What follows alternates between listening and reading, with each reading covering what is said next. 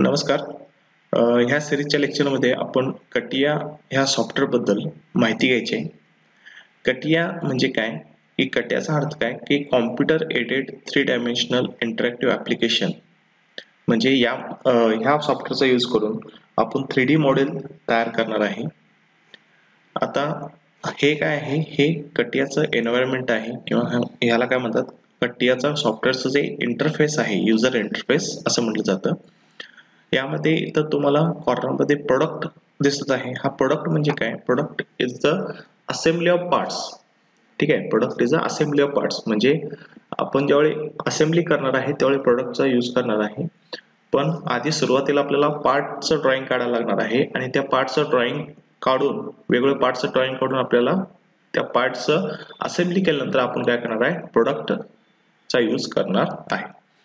आता part modelling किंवा part काढताना सुरुवातीला काय करायचं आहे, हा जो विंडो ओपन झालाय हा विंडो क्लोज करायचा आहे आणि स्टार्ट मध्ये जाऊन मेकॅनिकल डिझाईन, पार्ट डिझाईन म्हणजे मेकॅनिकल डिझाईन मध्ये आपल्याला काय करायचं आहे, पार्ट डिझाईन करायचं आहे. आता इथं न्यू पार्ट चा विंडो येतो. न्यू पार्ट म्हणजे काय, आपल्याला त्या पार्टला काय नाव द्यायचं आहे. मी पार्ट 1 असंच ठेवतोय. ओके. आता हा जो युजर इंटरफेस ओपन झालेला आहे तो कुणाचा आहे, पार्ट 1 चा. म्हणजे आपण ह्या युजर इंटरफेस मध्ये किंवा ह्या विंडो मध्ये आपल्याला काय करायचं आहे, पार्ट 1 चं ड्रॉइंग काढायचं आहे. आता या लेक्चर मध्ये आपण फक्त जे बेसिक प्रोफाइल्स आहेत किंवा बेसिक शेप्स आहेत, कटियामध्ये जे वापरणारे बेसिक शेप्स आहेत किंवा ड्रॉइंग करताना जे बेसिक शेप्सचा वापर केला जातो त्याचं ड्रॉइंग कसं केलं जातं ते आता या लेक्चर मध्ये आपण बघायचं आहे. आता त्यासाठी आपल्याला काय करायचं आहे, स्केचर टूल मध्ये जायचं आहे किंवा स्केच म्हणून हा इथं एक टूल दिसतो किंवा टॅब दिसतो, त्या स्केच मध्ये आपण जायचं आहे. जर युजर इंटरफेस मध्ये कोणत्याही प्रकारचा टॅब दिसत नसेल किंवा जे पाहिजे ते टॅब दिसत नसेल तर काय करायचं आहे, की माऊसवरचं राईट क्लिक करायचं आहे. राईट क्लिक इथं खालच्या मेनू मध्ये जाऊन किंवा इथं खालच्या टॅब वरती जाऊन किंवा खालच्या रोला जाऊन तुम्हाला काय करायचं आहे, राईट क्लिक करायचं आहे. त्यामुळे तुम्हाला जे टॅब लागणार आहे, म्हणजे असं समजा हा स्केच टॅब तुम्हाला पाहिजे तर इथं स्केच सिलेक्ट केलेला असणार आहे, स्केचर. ठीक आहे, म्हणजे हे टिक असेल तर तुम्हाला तो टॅब दिसणार आहे. ठीक आहे, स्केचरचं टॅब क्लिक आहे किंवा इथं राईट क्लिक केलेलं आहे किंवा राईट चं सिम्बॉल आहे म्हणजे ते स्केच काय केलेलं आहे, सिलेक्ट केलेलं आहे. ठीक आहे, आता बेसिक शेप काढण्यासाठी आपल्याला काय करायचं आहे, स्केच टूल वरती क्लिक करायचं आहे आणि त्यानंतर यातून आपल्याला एक्झिट करायचं आहे किंवा कुठलं पण एक प्लेन सिलेक्ट करायचं आहे. आता हे प्लेन्स कुठले कुठले आहेत, XY प्लेन आहे. XY प्लेन वरती मी जर हे एरो किंवा पॉइंटर जर नेला तर तो काय होतो, इंडिकेट करतो की जो हॉरिझॉन्टल प्लेन आहे तो काय आहे, XY plane. YZ plane means काय, जो व्हर्टिकल प्लेन आहे तो YZ प्लेन आणि राहिलेला कुठला आहे तो ZX प्लेन आहे. आता ठीक आहे, तुम्हाला कुठल्या प्लेन वरती जे ड्रॉइंग काढायचं आहे तो प्लेन तुम्ही इथं सिलेक्ट करणार आहे. म्हणजे आता प्रोफाईल ड्रॉ करण्यासाठी तुम्हाला काय करायचं आहे, स्केच सिलेक्ट करायचं आहे. स्केच झाल्यानंतर तुम्हाला कुठल्या प्लेन वरती स्केच काढायचं आहे ते स्केच सिलेक्ट करायचं आहे किंवा तो प्लेन सिलेक्ट करायचा आहे. आता प्लेन सिलेक्ट केल्यानंतर हा स्केचरचं मॉड्यूल ओपन होणार आहे. स्केचरच्या मॉड्यूल मध्ये आपण काय करणार आहे, जे बेसिक प्रोफाईल आहे किंवा बेसिक जे ड्रॉइंग आहे ते आपल्याला इथं ड्रॉ करायचं आहे. आता बेसिक शेप कुठले कुठले असणार आहेत, स्क्वेअर आहे किंवा रेक्टँगल आहे, त्यानंतर सर्कल आहे, स्प्लाइन आहे, लाईन आहे, इलिप्स आहे. ठीक आहे, हे काय झाले, हे बेसिक शेप्स. आता तुम्ही जर इथं हा टॅब जर बघत असाल किंवा हे जर मेनू बघत असाल तर ह्यामध्ये हा पहिला काय, प्रोफाईल, त्यानंतर रेक्टँगल, त्यानंतर सर्कल, त्यानंतर स्प्लाइन, त्यानंतर इलिप्स, लाईन, त्यानंतर ऍक्सिस आणि हे पॉइंट्स. म्हणजे हे जे आहेत हे प्रोफाईल काय झाले किंवा बेसिक काय झाले, हे बेसिक शेप्स झाले. आता समजा आपल्याला रेक्टँगल काढायचा असेल तर रेक्टँगल कसं काढणार आहे, तो सिलेक्ट करायचा आहे. सिलेक्ट केल्यानंतर तो काय असणार आहे, त्याचा जो कलर आहे तो काय होणार आहे, ऑरेंज कलर. म्हणजे काय झालं, तो टॅब सिलेक्ट केलेला आहे किंवा ते टूल सिलेक्ट केलेलं आहे. तर काय करायचं आहे, फक्त लेफ्ट क्लिक करून तुम्हाला ड्रॅग करायचं आहे. ड्रॅग केल्यानंतर तुमचा रेक्टँगल असा हा तयार होणार आहे.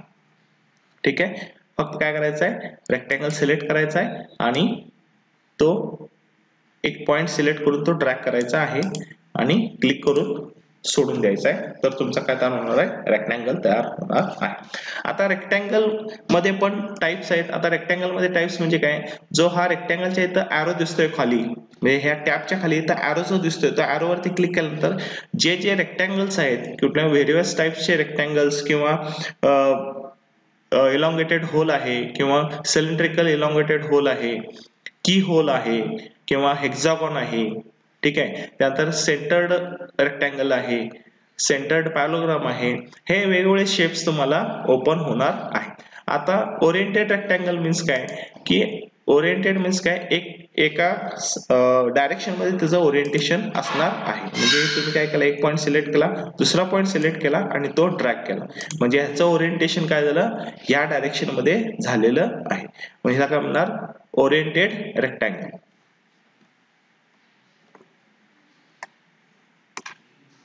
तुम्ही हे ड्रॅग मूव्ह करू शकताय कसं, की जो माऊस वरती जो व्हील असणार आहे किंवा स्क्रोलर म्हणतात त्याला, स्क्रोलर वरती स्क्रोलर क्लिक करून तो तुम्ही मूव्ह करू शकताय. म्हणजे हा रेक्टँगल काय झाला, हा इलॉंगेटेड रेक्टँगल.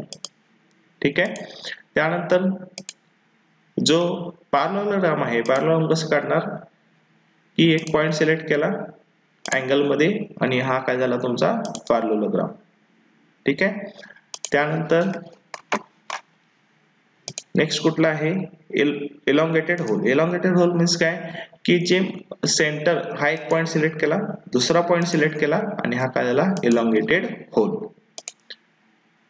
कसं काढलेलं आहे, की दोन पॉइंट सिलेक्ट करायचे आहेत, दोन पॉइंट सिलेक्ट करायचे आहेत, हा फर्स्ट पॉइंट, हा सेकंड पॉइंट, हा आणि हा काय झाला इलॉंगेटेड होल. त्यानंतर सिलेंड्रिकल इलॉंगेटेड होल सेम आहे, फक्त काय असणार आहे, आर्क वरती तुम्हाला पॉइंट सिलेक्ट करायचे आहेत, दोन पॉइंट्स, हा एक पॉइंट झाला, हा एक पॉइंट झाला आणि याला हा सिलेंड्रिकल इलॉंगेटेड होल. त्यानंतर की होल, की होलचं प्रोफाइल कसं काढणार तुम्ही, फर्स्ट पॉइंट, सेकंड पॉइंट आणि हा कायला की होलचं प्रोफाइल. त्यानंतर नेक्स्ट हेक्सागॉन. हेक्सागॉन मीन्स काय, की मोर दॅन 4 साइड्स असतील तर त्याला काय म्हणणार, किंवा 6 साइड्स असतील, 5 साइड्स असतील तर पेंटागॉन, 6 साइड्स असतील तर त्याला काय म्हणणार हेक्सागॉन. हेक्सागॉन तुम्ही डायरेक्टली काढू शकता हेक्सागॉन सिलेक्ट करून. त्यानंतर सेंटर्ड रेक्टँगल. सेंटर्ड रेक्टँगल तुम्ही क्लिक करून सेंटर पासून किती डिस्टन्स पाहिजे, म्हणजे सेंटर डिफाईन केला तुम्ही एक त्या रेक्टँगलचा, तर तुम्ही सेंटर की एक सेंटर सिलेक्ट करून तुम्ही त्याचा रेडियस देऊन त्या सर्कल काढू शकताय.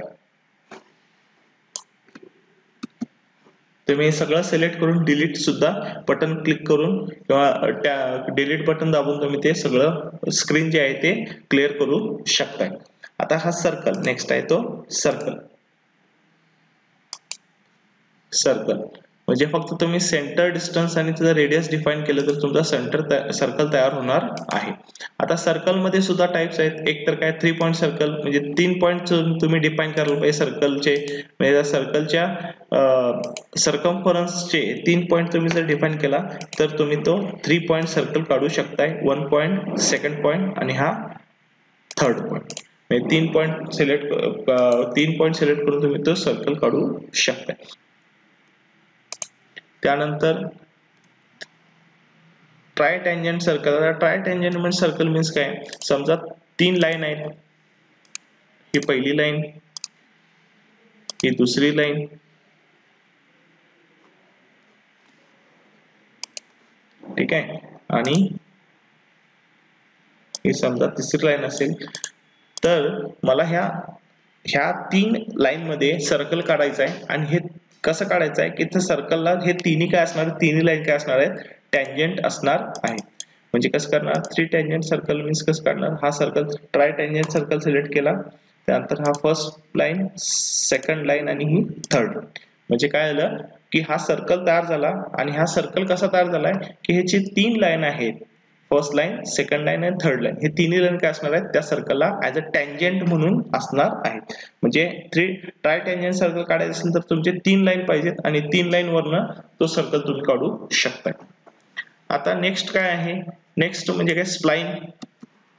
आता स्प्लाइन मीन्स काय की तुम्हाला समजा कुठलं पण एक प्रोफाईल काढायचं आहे इनडेफिनेट शेपचं, तर तुम्ही तो स्प्लाइन वापरू शकताय. स्प्लाइन कसं की ह्याला पर्टिक्युलर असा काही शेप नसणार आहे, तुम्ही स्प्लाइन कंटिन्यू काढू शकताय. आणि म्हणजे आता स्प्लाइन मी सुरू केली तर तुम्ही कंटिन्यू त्याला एक कर्व देऊ शकताय कुठल्याही प्रकारचं. आणि हा शेवटचा जो पॉइंट आहे तुम्हाला शेवटचा पॉइंट जर लेफ्ट करायचा असेल तर डबल क्लिक करून तो लेफ्ट करायचा, तुमचा हा काय झाला स्प्लाइन. त्यानंतर इलिप्स आहे. इलिप्स म्हणजे काय की तुम्ही सेंटरचे पॉइंट सिलेक्ट करून, सेंटर आणि एंड पॉइंट सिलेक्ट करून तो इलिप्स तुम्ही काढू शकताय. म्हणजे इलिप्सला काय असतात, 2 ऍक्सिस असतात, एक मेजर ऍक्सिस आणि एक मायनर ऍक्सिस. म्हणजे एक तुम्हाला इलिप्स काढायचं असेल तर एक सेंटर, मेजर ऍक्सिस आणि त्याचा मायनर ऍक्सिस जर तुम्ही पॉइंट सिलेक्ट केला तर तुमचा इलिप्स तयार होणार आहे. एक सेंटर, मेजर ऍक्सिस आणि हा मायनर ऍक्सिस. त्यानंतर ही लाईन काय, फक्त स्टार्ट पॉइंट आणि एंड पॉइंट तुम्ही घेतला तर तुमची लाईन तयार होणार आहे. ठीक आहे. म्हणजे हे काय झाले बेसिक शेप्स, म्हणजे बेसिक डेफिनेट शेप्स आहेत ते. म्हणजे तुम्हाला जे आता समजा तुम्हाला प्रोफाईल काढायचं आहे, म्हणजे प्रोफाईल म्हणजे काय, कंबाईंड प्रोफाईल काढायचं असेल किंवा फॉर एक्झाम्पल आता हा प्रोफाईल जो आहे, प्रोफाईलचा जो टॅब आहे तो काय करतो की तुम्हाला ऍट अ टाइम कंटिन्यू तुमचं जे ड्रॉइंग आहे ते ड्रॉइंग तुम्ही काढू शकताय बाय युझिंग प्रोफाईल टॅब. आता समजा मला आता इथं कर्व काढायचा आहे ह्याच्यावरती, तर तुम्हाला काय करायचं आहे, इथं स्केच टूल मध्ये टँजंट आर्क म्हणून टॅब येणार आहे, तो सिलेक्ट केला तुम्ही आणि हा कायला टँजंट तुम्ही, म्हणजे हा तुम्ही असा प्रोफाईल सुद्धा काढू शकताय बाय युझिंग प्रोफाईल. प्रोफाईल म्हणजे काय, तुम्ही कंटिन्यू तुमचं जे शेप आहे, ठीक आहे, शेप आहे तो प्रोफाईलच्या मदतीनं काढू शकताय. म्हणजे कसं की तुम्ही कंटिन्यू तो प्रोफाईल कसा पण काढू शकताय. ठीक आहे. म्हणजे याचा यूज करून तुम्ही कसा पण शेप तयार करू शकता बाय युझिंग प्रोफाईल टॅब.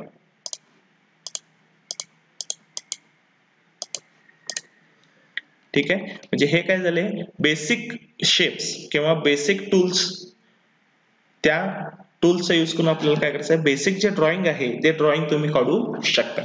ठीक आहे.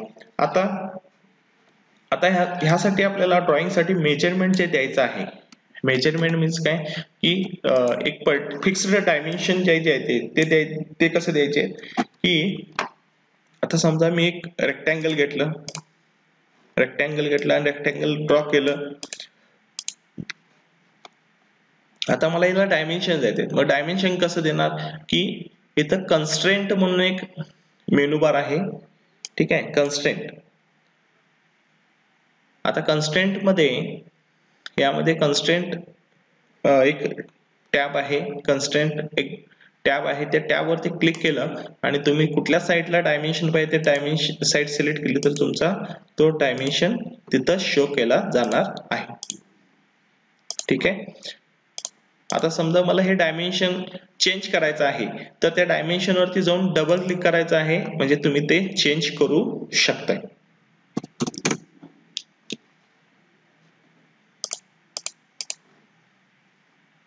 डबल क्लिक केलं, त्या डायमेन्शन मला चेंज करायचं तर तुम्ही डायमेन्शन सुद्धा चेंज करू शकताय.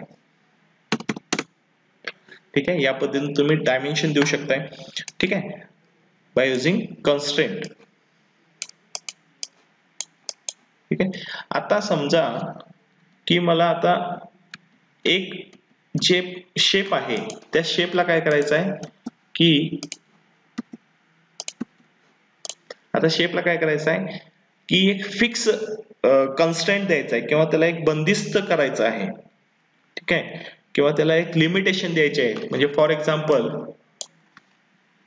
सिलेक्ट केला आणि तुम्ही ते डिलीट करू शकताय. फॉर एक्झाम्पल ही दोन लाईन, ही अशी एक लाईन आहे आणि अशी एक लाईन, ठीक आहे.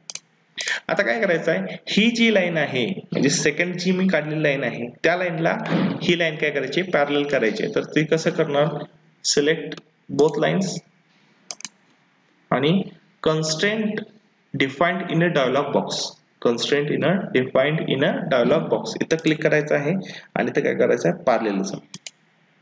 म्हणजे काय झालं की हे दोन्ही लाईन जे काय झालेत पॅरलल, एकमेकाला पॅरलल झाले, ठीक आहे. म्हणजे constraint in a dialog box काय करायचं म्हणजे त्यामध्ये काय असणार आहे की तुम्हाला समजा दोन लाईन पॅरलल करायचे आहेत किंवा दोन सर्कल कॉन्सन्ट्रिक करायचे आहेत. मग फॉर एक्झाम्पल आता असे एक दोन सर्कल आहेत,